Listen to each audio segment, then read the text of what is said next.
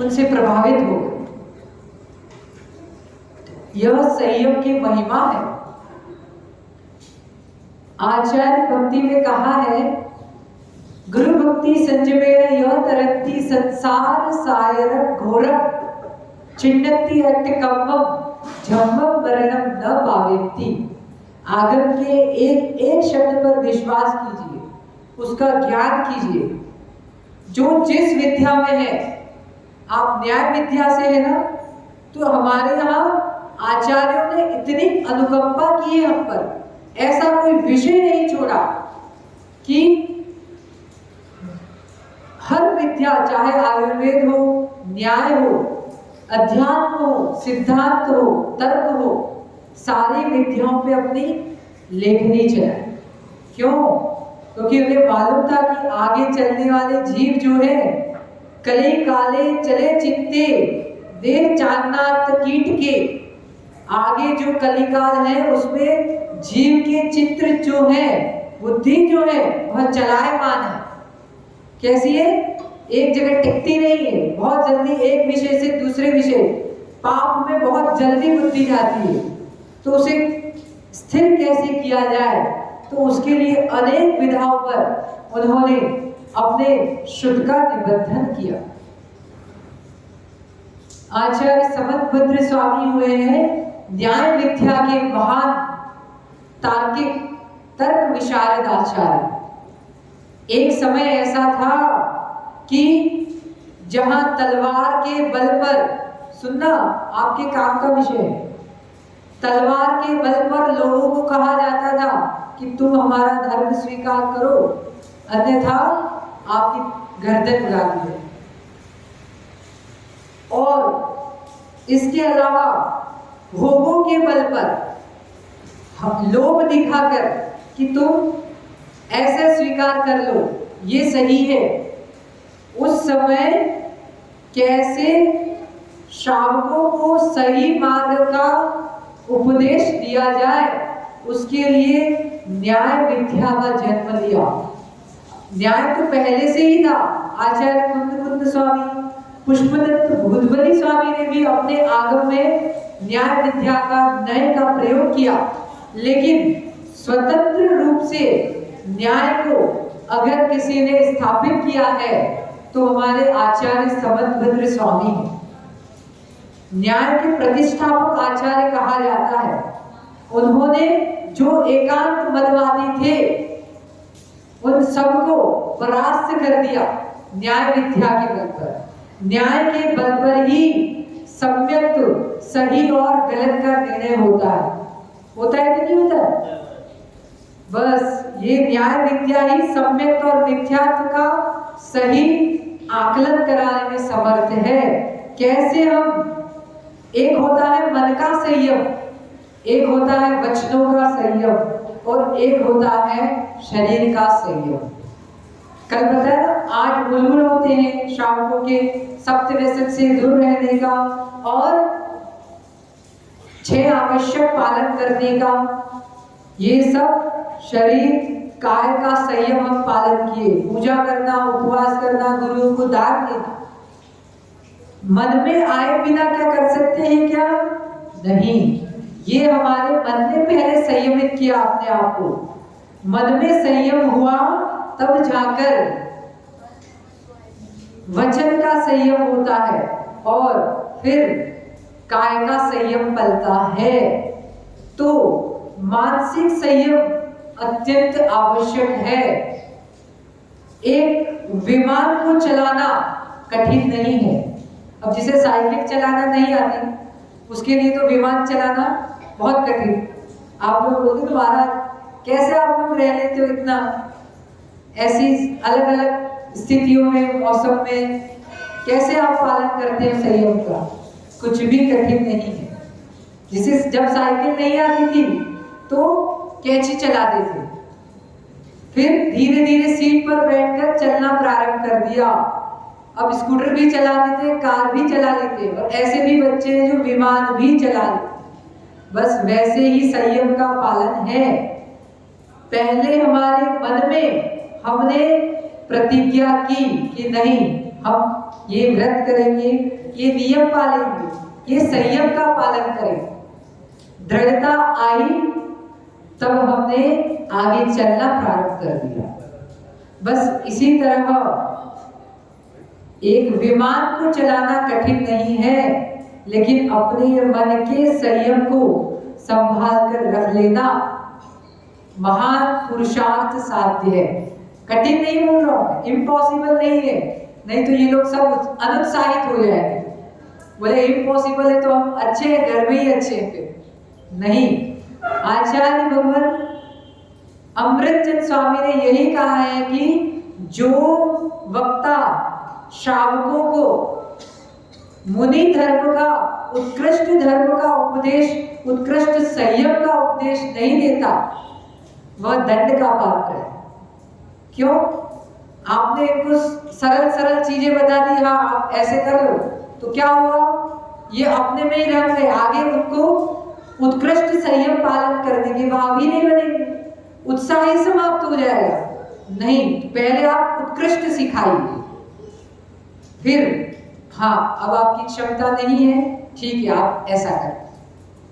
महाराज जी, सुयश सागर जी महाराज जी कैसे प्रेरणा दी आप लोगों को? उपवास करते हैं, ठीक है तुम कर सकते हो, गुरु का आशीर्वाद है, उत्कृष्ट ही आपको बताएंगे, उत्कृष्ट का ही समझाएंगे, आपकी सामर्थ्य भी बताएंगे, क्या आपका पथ्य क्या है, अपथ्य क्या है, सब समझाएंगे, ताकि आपकी संयम की साधना अच्छे से चले। फिर अंततः 5 उपवास हो गए, महाराज जी अब क्या करें? अरे आपकी सामर्थ्य है, अभी भी आपकी सामर्थ्य है, जगत में ऐसा कोई कार्य नहीं है जो दुष्कर हो। तो हमें अपने आप पर विश्वास रखना, पथ्य अपथ्य, मौसम, विवेक अविवेक, शक्ति के अनुसार तब करना। हाँ मेरी बात सुन के मत कर लेना, दोनों बातें बताऊंगा मैं तो। शक्ति तथा तप ये भी कहा है, और संयम गुरुओं के उत्साह आशीर्वाद से अपनी शक्ति को न छिपाते हुए भी संयम को पालन करना।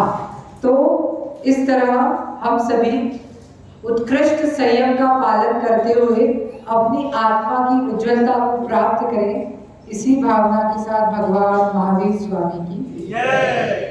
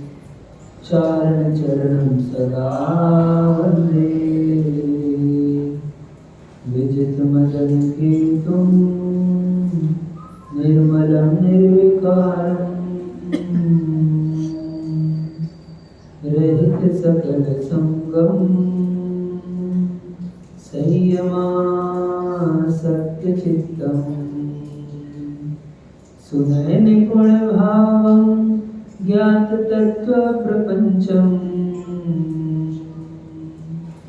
जनन मरण भीतम सद्गुरु नाम नित्यम जनन मरण भीतम मम गुरु नाम नित्यम जनन मरण भीतम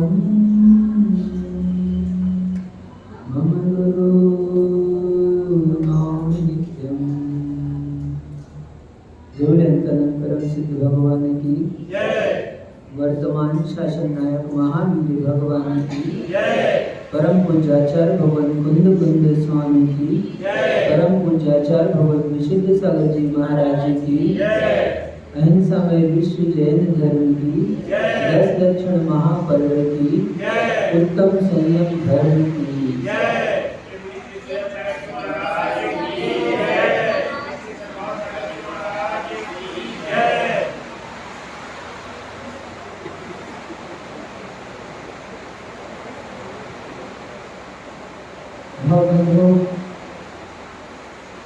हम सभी के महाभाग्य का उदय हुआ है, जो सर्वज्ञ प्रभु की देशना हमें प्राप्त हो रही है। ये बाहर की वर्षा, बाहर की शीतलता देती है, और ये जिनवाणी की वर्षा भीतर की शीतलता प्रदान करती है।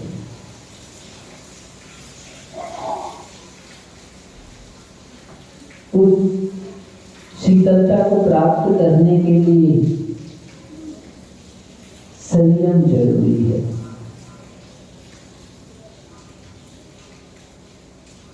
उन आत्मा के गुणों की उपलब्धि के लिए संयम जरूरी है। बिना उपाय किए उपेय की प्राप्ति नहीं होती। जब कभी भी उपेय प्राप्त होता है तो उपाय पूर्वक ही प्राप्त होता है। बिना कारण के कार्य की सिद्धि नहीं होती। आप लोग पिछले कुछ दिनों से लगातार 10 दक्षिण धर्म की पूजा कर रहे हैं, और उस पूजा में आप पढ़ते भी हैं कि उत्तम क्षमा मार्दव आर्जव भाव है, और सत्य शौच संयम तप त्याग उपाव है। तो ये जो संयम है, ये उस क्षमा आदि भावों की प्राप्ति का उपाय है। आत्मा के गुणों की उपलब्धि का उपाय है। बहुत अच्छे से संयम को समझने की जरूरत है, क्योंकि वर्तमान परिवेश में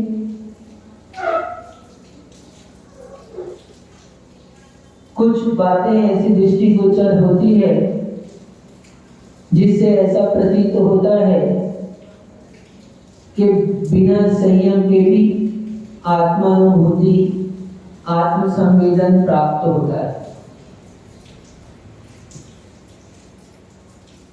आप लोग सब काफी समझदार हैं। मेरी कुछ गूढ़ और गर्भित बातों को आप समझ रहे होंगे।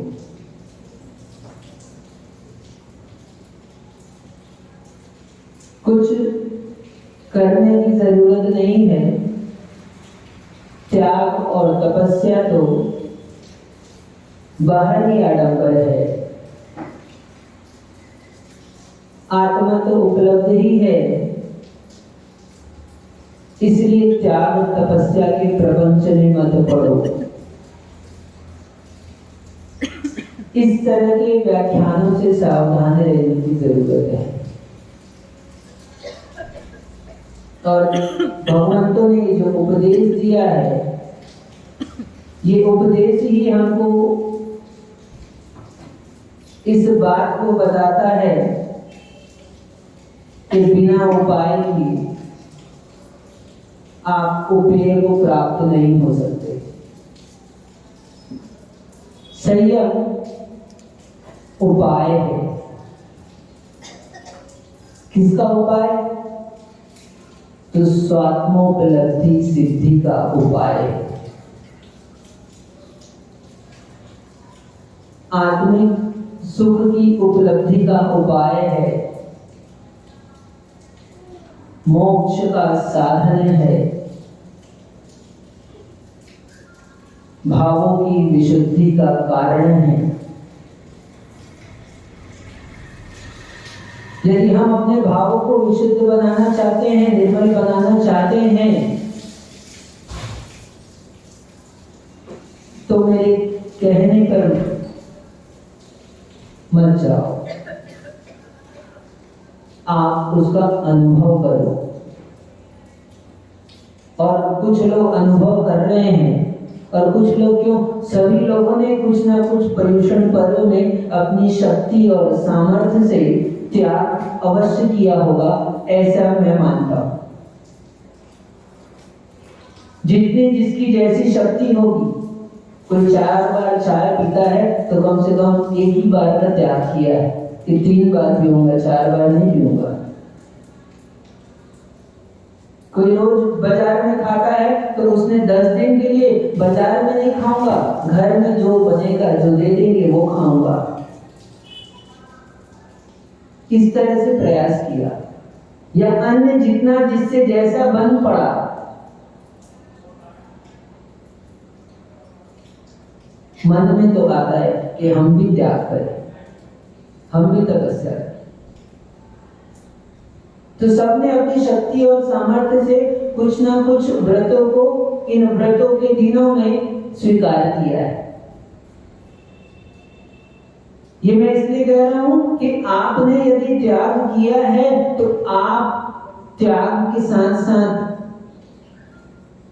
आपने जो संयम धारण किया है, अपनी इंद्रियों को संयम किया ना, संयमित किया, तो आपने स्वयं अनुभव किया होगा भावों में परिवर्तन तो आया ही आया है। भावों की विशुद्धि तो प्राप्त हुई ही हुई है यदि वास्तव में त्याग किया है तो, यदि वास्तव में संयम को अंगीकार किया है तो। संयम का मतलब आचार्य भगवान पूज्यपाद स्वामी जी सर्वार सिद्धि नाम का ग्रंथ लिखा, जो भगवान भैया अपने आप में स्वतंत्र ग्रंथ नहीं होने पर भी स्वतंत्र ग्रंथ के रूप में जैन आगम में मान्य किया जाता है। वो मोक्ष शास्त्र आचार्य भगवान उमा स्वामी महाराज के सूत्रों की व्याख्या है, टीका है। ऐसा वह सर्वार सिद्धि ग्रंथ जो जैन दर्शन का परिभाषित कोश कहा जाता है, जिसकी हर एक पंक्ति अपने आप में उस सूत्र की व्याख्या के साथ साथ स्वयं एक सूत्र का रूप ले लेती है, जिसकी हर एक पंक्ति इतनी सटीक और प्रमाणिक है कि आने वाले कई आचार्यों ने उस पंक्ति को यथावत उद्धृत किया है। और तो और जो जिनागम का सबसे प्राचीन और मूल ग्रंथ कहा जाता है सठखंडागम, उस सठखंडागम की टीका लिखने वाले 9वीं शताब्दी के आचार्य भगवान वीरसेन स्वामी, जिन्होंने धवला ग्रंथ लिखा है, जो आप शुद्ध पंचमी के दिन आपने पूजन की होगी तो वो विराजमान किया होगा। ऐसा वो धवला ग्रंथ है। उस धवला ग्रंथ में भी आचार्य भगवान स्वयं वीरसेन स्वामी आचार्य भगवान पूज्यपाद स्वामी के सर्वार सिद्धि की उन पंक्तियों को रखते हैं। आचार्यों की महानता है। जो बात परंपरा से व्यवस्थित सटीक रूप से कही आ रही है तो हम अपने मुख से नहीं कहते, उन्हीं का कहते हैं। तो उन पूज्यपाद स्वामी ने संयम की परिभाषा लिखते हुए कहा कि प्राणेषु इंद्रियेषु अशुभ प्रवृत्ति निवृत्ति संयमः। प्राणियों में और इंद्रियों, इन दो के साथ अशुभ प्रवृत्ति का त्याग करना, इसको संयम कहते हैं। प्राणी सभी प्राणी हैं, ये दिख रहे हैं, दिखने वाले मनुष्य ये प्राणी है, और साथ में इसमें एक इंद्रिय से लेकर पंचेंद्रिय तक के समस्त जीव आ जाते हैं। पृथ्वी काय, जल काय, अग्नि काय, वायु काय, वनस्पति काय और त्रस काय, ये षट काय के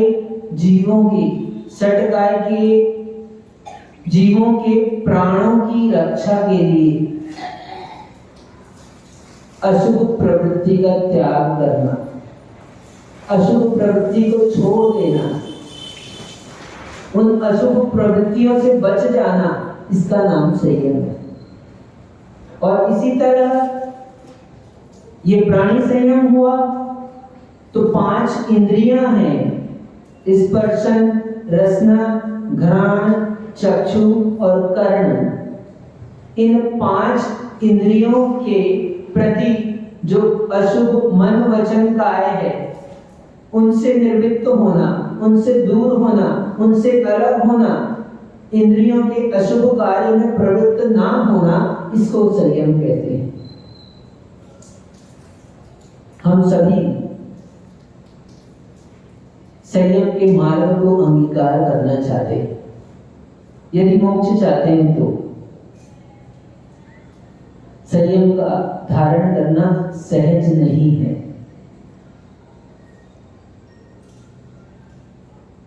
आप स्वयं सोचो, एक दिन के भोजन के लिए त्याग करने पर कितनी मेहनत लगती है।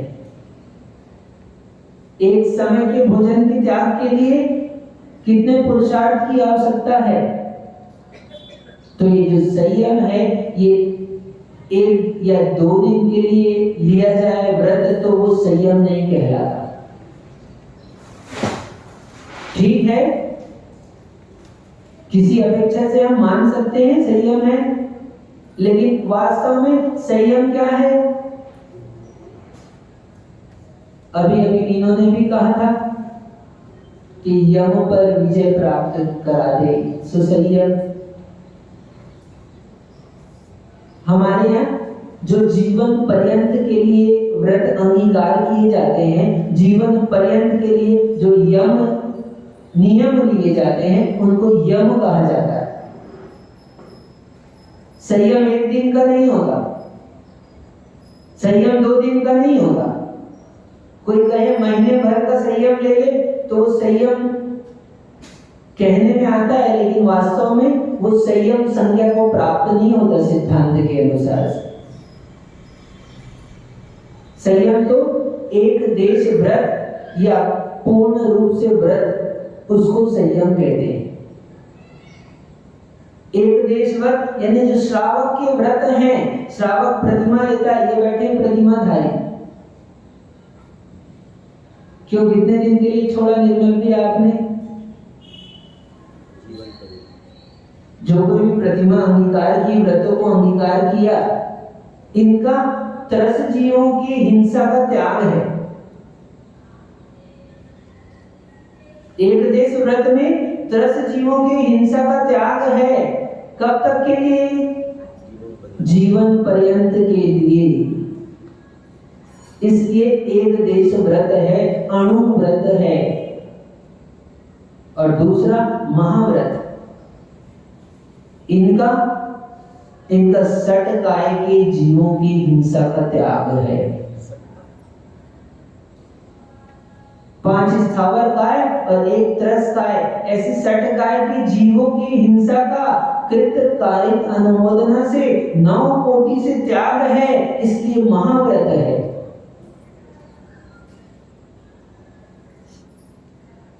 और जिनका उसका एक देश रूप से त्याग है वो व्रत है अणुव्रत, देश संयम, संयता संयत भी कहलाता है। तो मैं कह रहा था कि ये नियम यदि व्रत लिए हैं तो एक दिन या 2 दिन के लिए नहीं लिए जाते, ये जीवन पर्यंत के लिए जाते हैं, तब संयम संज्ञा को प्राप्त होते हैं। कोई सोचे एक दिन के लिए मुनि बन जाए, हाँ, कुछ दिनों के लिए नहीं। व्रतों का आचरण अभ्यास तो किया जा सकता है, अभ्यास के लिए आप स्वतंत्र हैं, लेकिन अभ्यास भी मुनि बने का अभ्यास का मतलब मुनि बन के नहीं होगा, आप श्रावक बने में ही मुनि बने का अभ्यास करें। नहीं तो कहने लगे कि हम तो अभ्यास के लिए।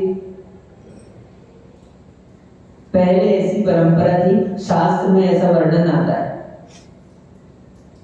कहीं कहीं गूढ़ ब्रह्मचारी कहे जाते हैं। कुछ एक शास्त्रों में वर्णन है कि घर का त्याग करके संग में रहकर मुनिचर्या का अभ्यास करते हैं और शिक्षा आदि ग्रहण करते हैं। फिर यदि वो चाहें तो पुनः ग्रस्त हो सकते हैं। वर्तमान में ऐसी परंपरा नहीं है, ऐसा चलन में नहीं है।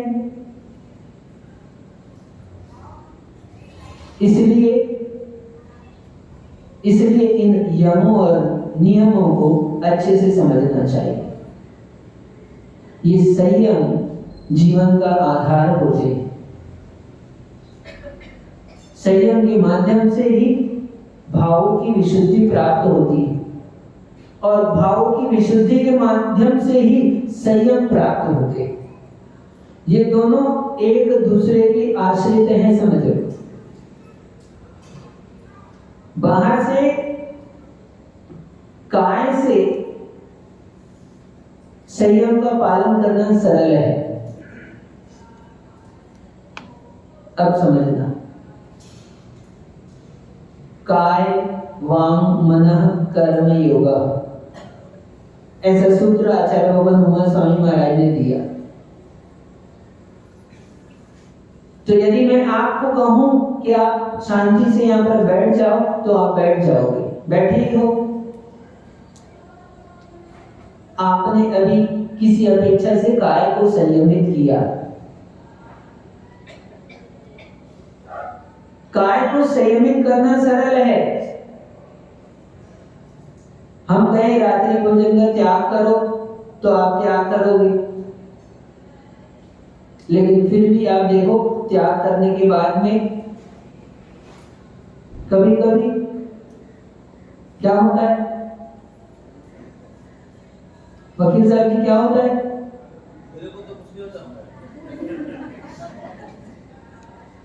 अच्छा अनुभव है इनका, इनको कुछ नहीं होता, आप लोगों को कुछ कुछ होता है। हाँ, नहीं होता? अरे कैसे नहीं होता? नहीं होता तो मतलब क्या त्याग करने का? त्याग करने से होता तो है। अब उन्होंने नहीं होता कहा तो वो भिन्न अर्थ में कहा है कि वैसा आद रौद्र परिणाम नहीं होता, मन उसमें नहीं जाता, इस दृष्टि से उन्होंने कहा है ना। तो काय से पहले संयम, काय का संयम, फिर वचनों का संयम और वचनों से भी गहरा मन का संयम। और आप जब तक काय को नहीं रोकोगे तब तक आप वचन के संयम को और मन के संयम को प्राप्त नहीं हो सकते। आदमी सोचे कि जब बोले मैं दीक्षा नहीं लेता, क्यों? क्योंकि अभी मेरे अंदर विकार है। बोले जिस दिन मेरे विकार खत्म हो जाएंगे उस दिन मैं दीक्षा लूंगा। अब बताओ कब विकार खत्म होंगे और कब व्यक्ति दीक्षा लेगा? अध्यक्ष जी, जब विकार खत्म हो जाए तब दीक्षा लें। सही है कि नहीं?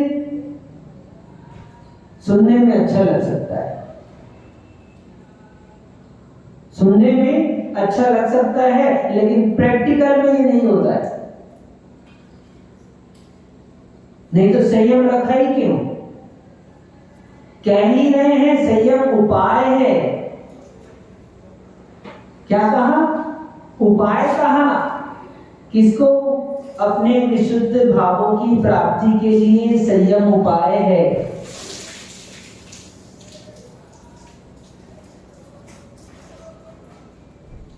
पाप का घड़ा ऐसे भर जाता है ना, तो इधर उधर से झलकने लगता है। संयम यही काम करता है बस। क्या? इस पाप से आपको बचाता है। जैसे छत के नीचे बैठे हो ना, तो वर्षा से बचे हुए हो, ऐसे संयम बचाता है। तो मैं कह रहा था कि पहले भाव विशुद्ध हो, विकार नष्ट हो, तो हम दीक्षा लें। ऐसा यदि आप सोचते हैं, यदि ऐसा कोई सोचता है, तो उसका सोचना समर्थ भाई नितांत गलत है। बिल्कुल वो असमर्थ है। क्या है? नितांत गलत है, क्योंकि विकारों के समन के लिए ही संयम अंगीकार किया जाता है। साधक अवस्था की भूमिका में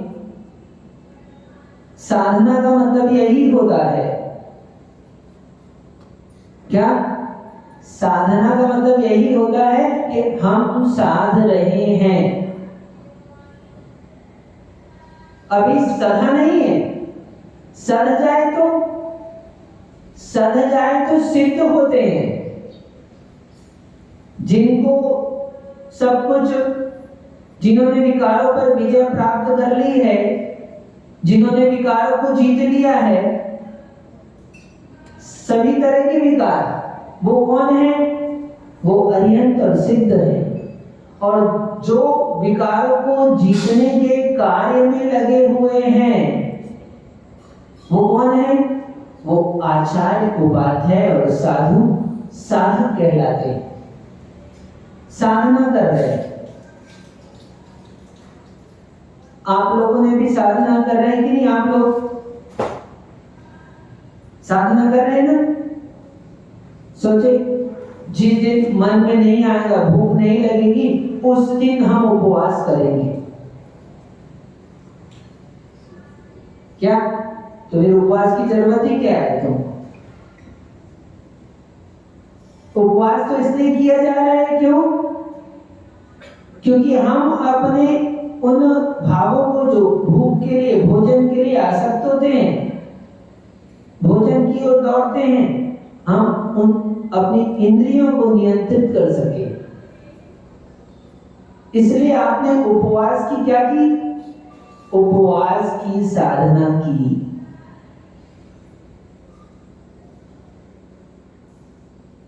ठीक? और आज परीक्षा का दिवस है। उपवास वालों, क्या जैसे ही जीवन में मोड़ आते हैं ना, वकील साहब जी, ऐसे सीधी रोड है तो चलाते रहो गाड़ी, अब जब तक मोड़ नहीं आएगा आपको विकल्प नहीं आएंगे।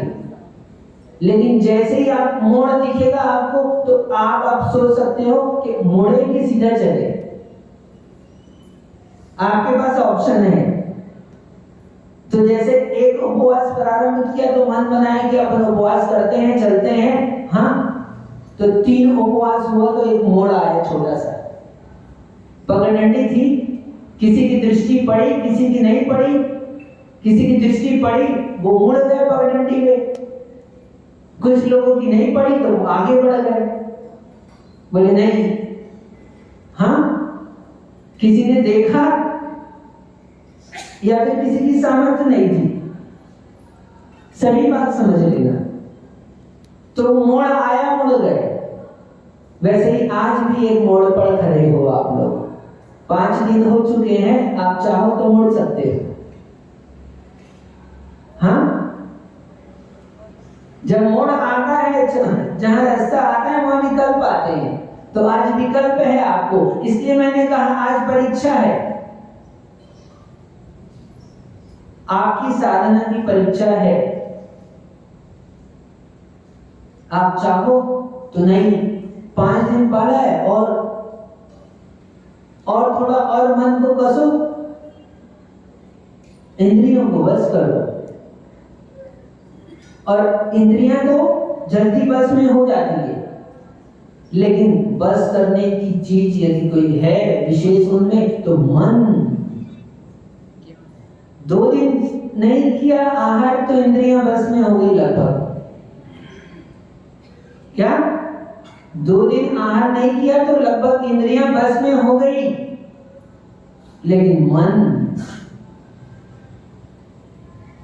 यदि किसी ने मन बना लिया कि नहीं आज तो पारणा करना है, तो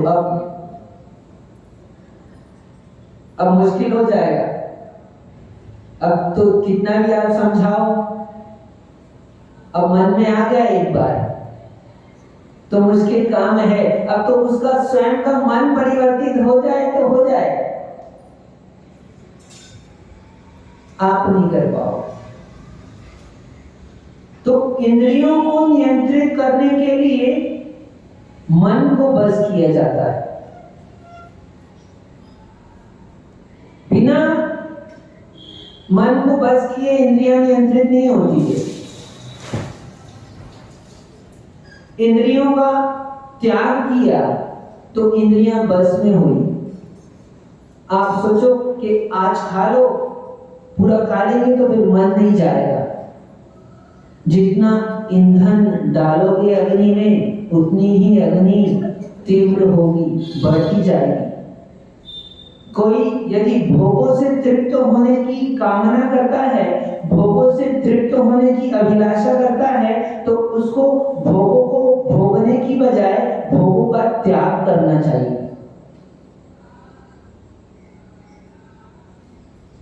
भोग से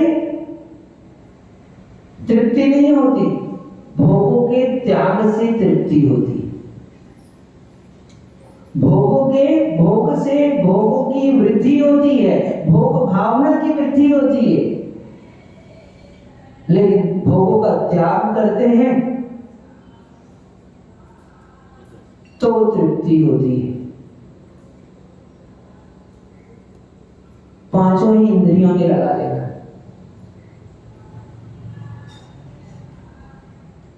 5 ही इंद्रियों में लगा लेना। स्पर्शन, रसना, घ्राण, चक्षु, कर्ण, एक एक इंद्रियों में जो आसक्त है उनकी स्थिति आपको मालूम है। स्पर्श इंद्रिय के आसक्त होकर इतना बड़ा विशालकाय प्राणी कौन? हाथी, जिसकी शक्ति सामर्थ्य अभी सामान्य से सभी पंचेंद्रिय प्राणियों में सबसे अधिक मालूम होती है। वो प्राणी भी इंद्रियों में आसक्त होकर ही पराधीनता को प्राप्त होता है। आपको पता हो या ना पता हो, समर्थ हाथियों को कैसे पकड़ा जाता है? जो जंगल में घूमने वाले हाथी है, एक विशाल गड्ढा कर दिया जाता है और उसके ऊपर बांस आदि बिछा दिए जाते हैं और पत्ते डाल दिए जाते हैं और एक कागज की हथनी बनाई जाती है, पुष्टे की आदि की अन्य प्रकार की। एक हथनी को वहां पर खड़ा कर दिया जाता है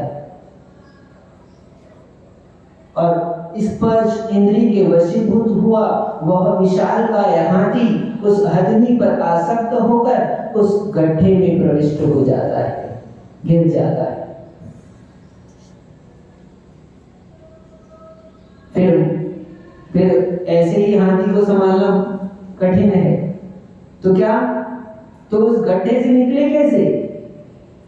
महीनों तक उसको भोजन नहीं दिया जाता। जब वो शिथिल हो जाता है, जब उसकी शक्ति क्षीण हो जाती है, जब असमर्थ हो जाता है, जब वो असमर्थ हो जाता है, तो फिर वो व्यक्ति महावत का रूप लेकर उसके पास में उसके भोजन आदि को उपलब्ध करा देता है और उसको निकाल लेता है, और अब वो हाथी उस महावत के पराधीन हो जाता है। एक स्पर्श इंद्रिय के वशीभूत होकर हाथी गड्ढे में गिर गया, और एक रसना इंद्रिय के वशीभूत होकर एक बहुत दर्दनाक दृश्य हमने देखा था। छतरपुर की घटना है। जहां भी जाता हूं, एक बार प्रवचन में अवश्य मैं इस दृश्य का वर्णन करता हूं, और करता क्या हूं, वो आ जाता है विषय निकलकर। हम लोग छतरपुर में सुबह शुद्धि के लिए जाते थे, तो मार्ग में एक तालाब पड़ता है। ठंड का टाइम था, हम उस तालाब के नजदीक से निकल रहे थे और एक व्यक्ति को हमने देखा। वो शांति से वहां पर बैठा हुआ था। जितना शांत तो हम शायद ध्यान के समय भी नहीं रह पाते। सुबह ध्यान होता है या 5:30 बजे, बहुत से लोग आते हैं। देखता हूं मैं कुछ लोगों को मुश्किल होता है उतनी देर में भी शांत रह पाना। सामान्य बात नहीं है। ऐसे तो यहाँ के लोग अच्छे हैं, शांत रहते हैं, लेकिन बता रहा हूं कि कठिन काम है। तो ऐसा शांत वो व्यक्ति बैठा था, और हम वहां से जा रहे थे, शुद्धि के लिए जा रहे थे न, तालाब के बाजू में से अचानक से दृष्टि पड़ी मेरी। उसने ऐसे हाथ उठाया और ऐसे हाथ उठाया, और मैंने देखा 1 बार 2 बार, मुझे लगा ये कपड़े धो रहा है। मैं बोला अचानक ये शांत बैठा था, ऐसा कैसे करने लगा?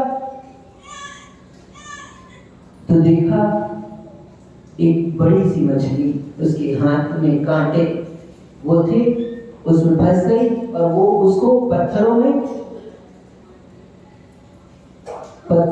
पछाड़ रहा था।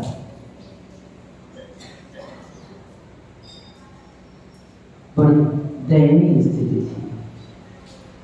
देख के मन कांप गया, ये क्या है? और दोनों ही जीव, संगी पंचेंद्री, एक मनुष्य दूसरा मछली,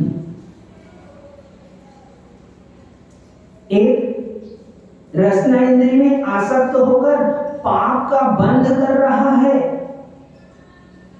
तीव्र पाप का कार्य कर रहा है, और दूसरी रसना इंद्रिय में आसक्त होकर पाप का फल भोग रही है। कांटे के लिए मछली नहीं गई थी, मछली तो आटे के लिए गई थी। आटे के लिए गई थी, लेकिन कांटा मिल गया। आसक्त होकर, रसना इंद्रिय पर आसक्त होकर आटे के लिए गई थी और कांटा मिल गया। और कांटा क्या मिल गया? जीवन निकल गया। एक इंद्रिय रसना इंद्रिय के वशीभूत होकर क्या होती है प्राणियों की दशा? जरा भी नियंत्रण करना कठिन काम है। क्या कहते हैं आप लोग? चटोरी जीव। क्या है? चटोरी जीव। एक दिन नमक ना मिले तो हाँ बोले महाराज आपको याद करते हैं। हाँ, अच्छा है हमको याद कर दे तो अच्छी बात है, हमको याद करे तो अच्छी बात है, लेकिन एक दिन ना मिले तो चक्रवर्ती बन जाते हैं। हमारे आचार्य जी कहते हैं क्या, यदि खाने में थोड़ा भी वकील साहब नमक मिर्ची कम हो तो हम चक्रवर्ती बन जाते हैं। उठा के थाली फेंकी, चक्र जैसे घूमी थाली, तो चक्रवर्ती हो गए। हाँ, ऐसा नहीं होता, क्योंकि ये आजकल इतनी ताकत नहीं है कि थाली उठा के फेंक दे। पता है, इन लोगों की इतनी ताकत नहीं बची कि थाली उठा के फेंक दे। अब तो वो चक्रवर्ती क्या स्वामी नाम की कहलाते हैं। वास्तव में क्या है, स्वामी नाम के हैं। जिस दिन माला डाली थी उस दिन से हो गए उदास, बन गए देवी दास। हाँ नहीं, बोले महाराज सब मत कहो। आप लोगों की नहीं कह रहा हूं, आप लोग तो है ना अच्छे लोग हैं। ये लोग ऐसा नहीं करते, ये लोग नहीं करते हैं ऐसा। देखो, रसना इंद्री के वशीभूत और घ्राण इंद्री के वशीभूत होकर वज्रनाभ चक्रवर्ती, एक और चक्रवर्ती की कथा आती है। उसको ले जाकर एक माली ने कमल भेंट किया, पुष्प भेंट किए, बहुत सारे पुष्प भेंट किए। उसमें एक कमल भी था और कमल पर उसकी दृष्टि पड़ी चक्रवर्ती की। तो कमल पर दृष्टि पड़ी तो उसने देखा एक भौरा मरा पड़ा है उसमें। वो सोच में पड़ गया, ये भौरा कैसे मर गया, भौरा कैसे मर गया। उसने विचार किया तो समझ में आया, ये घ्राण इंद्री में आसक्त होकर उस फूल में बैठा रह गया और संध्या हो गई और कमल बंद हो गया। जिस भौरे की शक्ति सामर्थ्य इतनी है कि वो बांस में भी छिद्र कर सकता है, क्या कमल पत्र में नहीं छीन सकता? क्या बांस में छिद्र कर देता है भौरा। लेकिन घ्राण इंद्री के वशीभूत होकर पुष्प की सुगंध के राग में, आप लोग तो ऐसा नहीं करते हो, सुगंध पसंद आती है ना, परफ्यूम दुनिया भर का और डियो, राग के वशीभूत होकर घ्राण इंद्री में आसक्त होकर उस भौरे के प्राण चले गए। चक्रवर्ती को देखकर वैराग्य हो गया,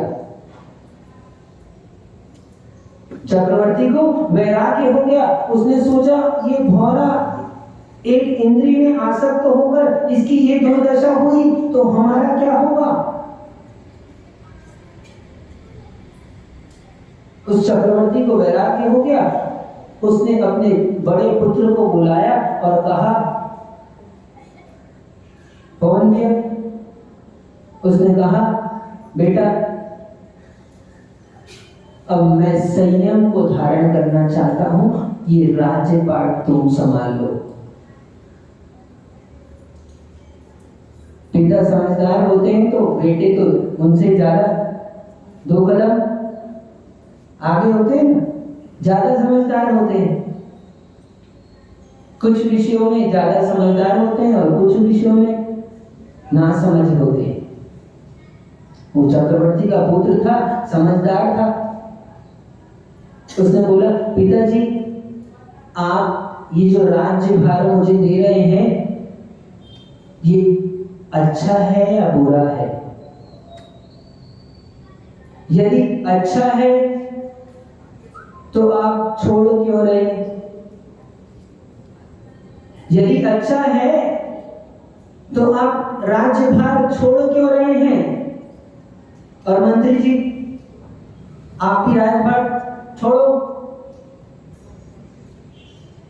और यदि बुरा है तो बेटा कहता है, मैं आपका होनहार बालक हूँ, आपका सुपुत्र हूँ, आपका बेटा हूँ लाडला, और यदि बुरा है तो ये बुरी वस्तु मेरे लिए क्यों प्रदान कर रहे हैं आप?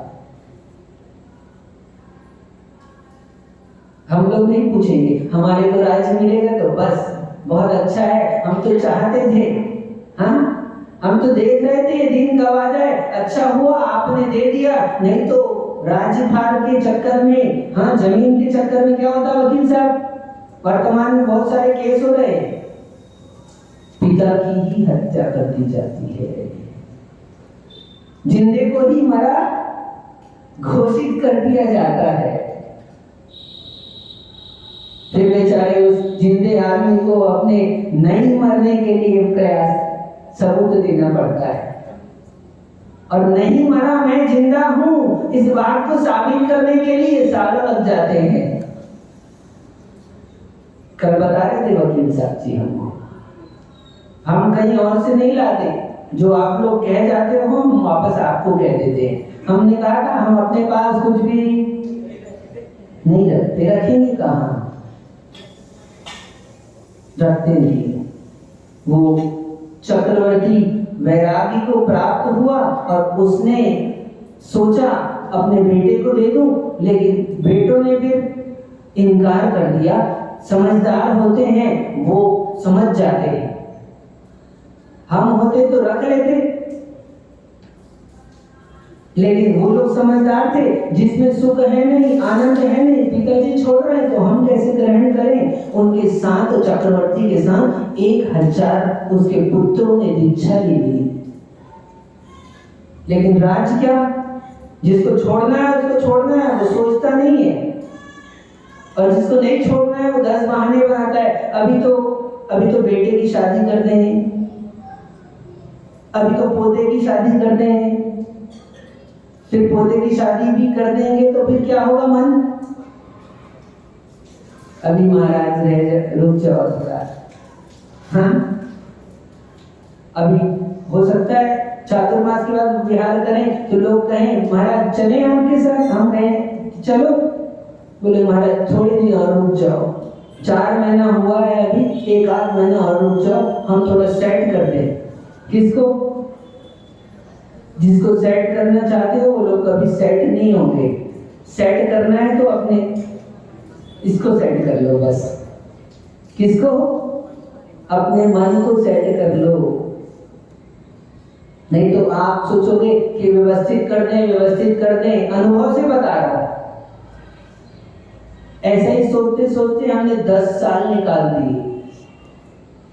अच्छा होता 10 साल पहले दीक्षा ले ली होती, कितने सारे 10 साल में हमने पाप किए हैं, उन पाप से बच जाते। लेकिन बस व्यवस्थित कर दें, थोड़ा सा व्यवस्थित। आप विश्वास मानो, जिस दिन आप छोड़कर चले जाओगे उस दिन अपने आप वो व्यवस्थित हो जाएंगे, और आप व्यवस्थित करने के राग में वहां पर टिके रहे तो 3 काल में भी आप व्यवस्थित नहीं होने वाले। उनको क्या, उनको पता है आप पवन भैया आप हो व्यवस्थित करने वाले, तो वो व्यवस्थित नहीं होंगे। और आप जिस दिन छोड़ दोगे तो अब पता ही है, अब तो पिताजी गए दीक्षा ले ली तो अब तो अपने को ही करना है, तो वो व्यवस्थित हो जाएंगे।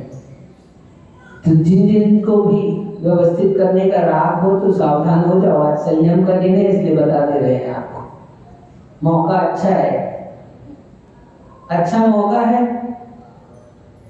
दस्तूर है, हाँ संयम का दिन है। आज हिस्ट्री पर भी रखें, टेंशन की बात नहीं है, उठाओ फटाफट और चढ़ाओ। महाराज आज हम अणुव्रतों को नहीं अणुव्रतों को नहीं, महाव्रतों को, हाँ उसने गर्भ में बालक था और गर्भ में बालक को तिलक कर दिया कि हमारे राज्य का भार ये संभालेगा, और छोड़ के चले गए। कितने, वो स्वयं चक्रवर्ती और उसके साथ 1000 उसके पुत्र। जब छोड़ना ही है तो उसकी चिंता क्या करनी, कौन संभालेगा, कौन क्या करेगा। दृढ़ वैराग्य होता है, तीव्र वैराग्य होता है तो चिंता इतनी नहीं होती, नहीं तो थोड़ी बहुत तो विकल्प होते हैं। पंचम काल में ऐसा वैराग्य नहीं होता, इसलिए सब सेट करके आना संभल कर। नहीं तो यहाँ आने के बाद में तुम एकदम से प्रवचन सुंदर आ रहा है, बोले महाराज चलो, हाँ, तो पीछे से मुश्किल हो जाएगी बहुत, क्योंकि शरीर से छोड़ देना अलग बात है, वचनों से छोड़ना थोड़ा उससे और कठिन है, और मन से छोड़ना। पुष्पधार मुनिराज को 12 वर्ष लग गए। एक कानी स्त्री थी उनके पास में, छोड़ दिया था, महाराज के साथ चल दिए थे, दीक्षा ले ली थी, 12 वर्ष तक मन में उसके प्रति राग बना रहा। निर्बल गया,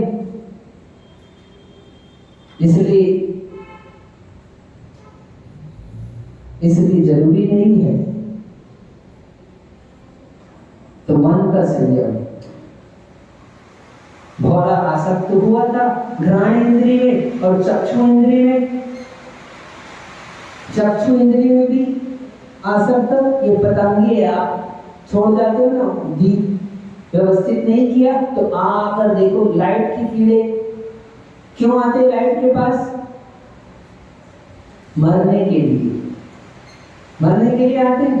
उनको पसंद होता है वो वर्ण, क्या चक्षु इंद्रिय में आसक्त होकर वो लाइट के, दीपक के, अग्नि के नजदीक आते हैं, उसकी लौ में भी प्रविष्ट हो जाते हैं और जलकर मर जाते हैं। और कर्ण इंद्रिय में, जिससे सब भयभीत होते हैं, यहाँ तो बहुत सारे निकलते हैं ना, नाग, ये तो नाग लोग है, वो भी भीम की ध्वनि में आसक्त होकर पिटारे में बंद हो जाता है। एक एक इंद्रिय में आसक्त जीवों की ये दशा है। आप लोग कितने इंद्रिय हो? पंच इंद्रिय हो। आप लोग तो आसक्त नहीं हो कोई इंद्रिय में। आप लोगों की नहीं होने वाली दशा।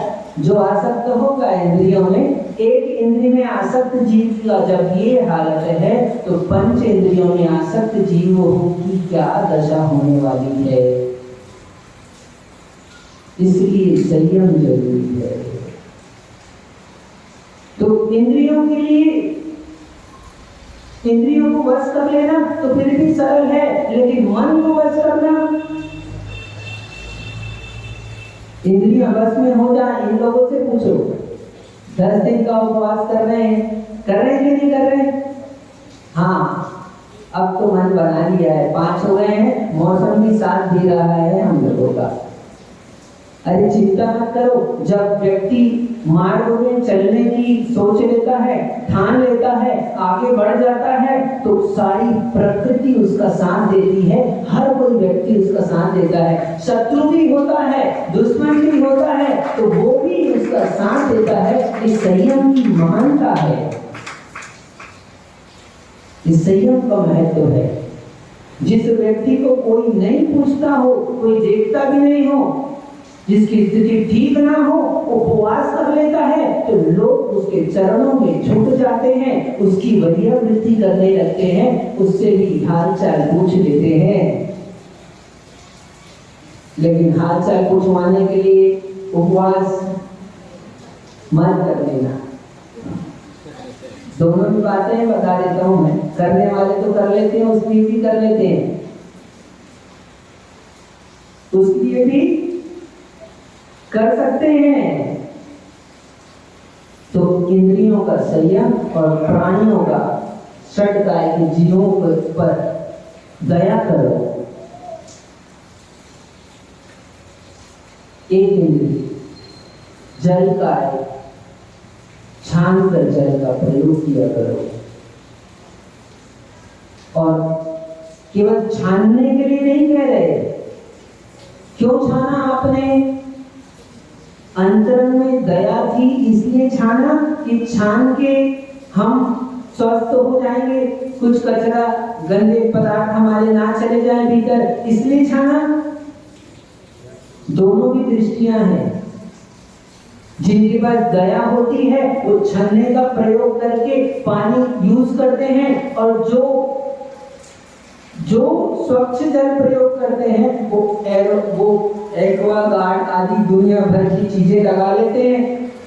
क्या होता है, दोनों भी स्वच्छ जल का प्रयोग कर रहे हैं, एक पानी छन्ने से छान रहा है और एक ने मशीन लगा दी है, लेकिन दोनों के जीवन में महान अंतर है। एक को प्राणियों की दया है और दूसरा अपने ऊपर दया कर रहा है। और अपने ऊपर दया क्या कर रहा है, अज्ञानता में अदया कर रहा है। उसमें जीवों की रक्षा नहीं होती। हम जो पानी छानते हैं उस पानी के छानने के पीछे कारण क्या है, शरीर स्वस्थ हो, ये तो गौण कारण है। मुख्य कारण है कि उन जीवों की रक्षा हो जो उस जल में है त्रस्ताई, तो उनको यथावत जीवानी करना ये जरूरी है। यदि पानी छाना और जीवानी नहीं की तो आपका पानी छानना हिंसा का कार्य है। डायरेक्ट वाले तो डायरेक्ट जाते हैं, डायरेक्ट जिनको डायरेक्ट चाहिए ना, मोटर लगाकर डायरेक्ट ले रहे हैं, तो उनके लिए भी मोटर लग गई है, अब वो डायरेक्ट चले जाएंगे। कहाँ, समझ गए आप लोग, है ना? डायरेक्ट वाले लोगों के लिए डायरेक्ट व्यवस्था है, जो इनडायरेक्ट वाले हैं बेचारे उनके लिए दूसरी व्यवस्था है। तो जल का एक जीवों की, अग्नि का एक जीवों की, व्यर्थ में बचें। ये बिजली आदि का प्रयोग जितना कम करें, कम हो सके उतना कम से कम करें। ये तो खैर मंदिर का है, इसके लिए तो कोई बात नहीं, ये तो छोड़ सकते हैं हम लोग, है ना? पंखा चालू किया, भूल गए, छोड़ के चले गए। लाइट चालू की, अपना काम हो गया, अपन चले चलो। मंदिर में आते हैं, गर्मी बहुत लगती है, बैठ के पाठ करते हैं, पंखा चलाए बिना मन नहीं मानता है, चालू किया, पढ़े और चले गए, पंखा चालू है।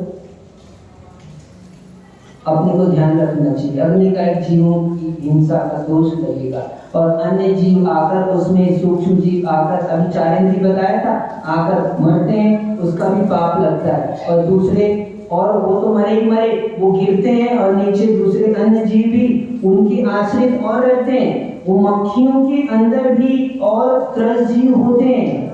आपने कभी नोटिस नहीं किया होगा, कभी शौच जाना खुले में तो पता चलेगा आपको, मोटी मोटी मक्खियां आकर जब उसमें बैठती है और बैठने के बाद में बस वो अपने भीतर से, जैसे हमारे भीतर से कृमि निकलते हैं ना, ऐसे उन मक्खियों के भीतर में से श्वेत रंग के छोटे छोटे सूक्ष्म जीव उन मलों के ऊपर छोड़ जाती है वो मक्खियां।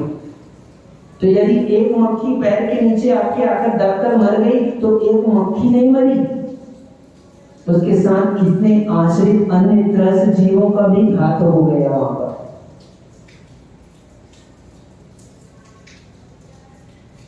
तो इसलिए अपने को ध्यान रखना चाहिए। यदि संयम का पालन नहीं करते तो दुर्गति में जाना पड़ता है। इंद्रियों और प्राणियों में दोनों प्रकार के संयम का पालन करें तो इंद्रियों को वश में करने के लिए त्याग, तपस्या, व्रत आदि भोगों का त्याग करने से इंद्रियां नियंत्रित होती है। और इंद्रियों को वश में करना तो आसान है, कठिन काम क्या है? मन को वश करना।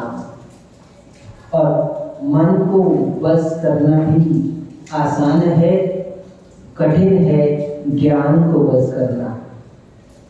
यदि मन को वश करना चाहते हो तो फिर ज्ञान में आ जाओ। सम्यक ज्ञान के द्वारा जब तत्व का निर्णय हो जाता है, जीव, पुद्गल, अन्य है, इनकी भिन्नता का बोध हो जाता है, तो आपका उपयोग में लगता है। और उपयोग लगाते हैं तो उपेय की प्राप्ति का उपाय होता है। वास्तविक उपाय तो अपने उपयोग को उपयोग में लगाना है, यानी अपने ज्ञान को निज ध्रुव भगवान आत्मा में लगाना है। ये वास्तविक परमार्थ का उपाय है। और जब तक उस उपाय को प्राप्त नहीं होते तो हम ये बाहर से जो इंद्रियों का संयम पालन करते हैं, प्राणियों का संयम पालन करते हैं, ये संयम हमारे लिए सहकारी होता है परमार्थ के लिए। इसलिए संयम क्या? संयम बंधन नहीं है। समय तो बहुत हो गया, बंधन तो समय का बंधन है कि नहीं बंधन? लेकिन समय का बंधन भी जरूरी है। ऐसे ही ये संयम जो है वो ब्रेक है। गाड़ी में ब्रेक चाहिए कि नहीं पवन भैया? एक नंबर आपको गाड़ी देते हैं, एक लग्जरी गाड़ी जिसमें सारी व्यवस्थाएं हैं, एसी लगा है, फ्रिज भी लगा है, टीवी भी लगा है, पूरी फुल ऑटोमेटिक गाड़ी चलती है। बस एक छोटी सी कमी है उस गाड़ी की। आप लोगों को चाहिए कि नहीं चाहिए बता दो हमको। हाँ, बहुत अच्छी गाड़ी है और 2-3 करोड़ रुपए की होगी, कम की नहीं है, अच्छी गाड़ी है। एक बार बैठोगे खुश हो जाएगा दिल। सोफा सेट से भी ज्यादा अच्छी उसकी लग्जरी सीटें हैं। चाहिए कि नहीं? बैठो और सीधा पहुंच जाओ। कहाँ? हाँ, बस उसमें एक चीज की कमी है, ब्रेक नहीं है, बाकी सब है। किसको किसको चाहिए बिना ब्रेक की गाड़ी? बिना ब्रेक की गाड़ी सीधा यम लोक में ले जाती है। इसलिए यम से बचना है तो संयम के पास आ जाओ, संयम का ब्रेक लगा लो जीवन में, तो आपकी गाड़ी दुर्गति में नहीं जाएगी। ये संयम आपको कहाँ पहुंचा देगा? यम पर विजय प्राप्त करा देगा। ये संयम आपको यम से निजात दिलाता है, छुटकारा दिलाता है, यानी मृत्यु पर विजय प्राप्त होती है। इस संयम के माध्यम से आप सभी को संयम की प्राप्ति हो, ऐसी मंगल भावना के साथ जब परम पूज्य आचार्य भगवान विशुद्ध सागर जी महाराज की जय।